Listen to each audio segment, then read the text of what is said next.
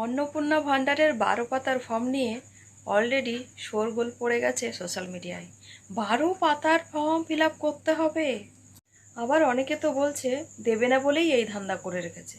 আচ্ছা বলুন তো, আমাদের ভারতবর্ষ কি ধর্মশালা যে এদেশ ওদেশ থেকে মানুষ আমাদের টাকা নিয়ে লুট করে চলে যাবে? না, আমাদের ভারত ধর্মশালা নয়। আপনারা জানেন এর আগের সরকার কিভাবে লক্ষ্মী ভাণ্ডারের টাকা নয়-ছয় করে গেছে? একবার ভাবুন তো। নয়-ছয় করে গেছে কেন বললাম? একবারও খতিয়ে তারা দেখেনি যে আমাদের দেশের টাকা, আমাদের লক্ষ্মী ভাণ্ডারের টাকা বাংলাদেশের মানুষ কিভাবে ব্যবহার করে যাচ্ছে।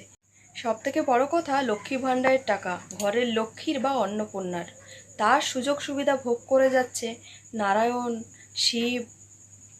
এটা কি মেনে নেওয়া যায়? এটা কি যোগ্য? একজন পুরুষ পাচ্ছে লক্ষ্মী ভাণ্ডার, তাহলে এটা কি খতিয়ে দেখা উচিত ছিল না? আগের সরকারের তো উচিত ছিল, তবে এই সরকার যখন চেষ্টা করছে সঠিক মানুষটা যেন অন্নপূর্ণা ভাণ্ডার পায়, তাহলে আমরা বাধা দিচ্ছি কেন? যেমন রাকিবুল শেখ একজন ছেলে হয়ে লক্ষ্মী ভাণ্ডারের টাকা নিচ্ছে, মৃত ব্যক্তিরা মরে গিয়েও লক্ষ্মী ভাণ্ডারের টাকা নিচ্ছে। এটা কি বেআইনি নয়? তা হলেও দেশের হলে মানা যায়, যখন অন্য দেশের বাংলাদেশের মানুষ আমাদের লক্ষ্মী ভাণ্ডারের টাকা উপভোগ করছে, সেটা তো মানা যায় না।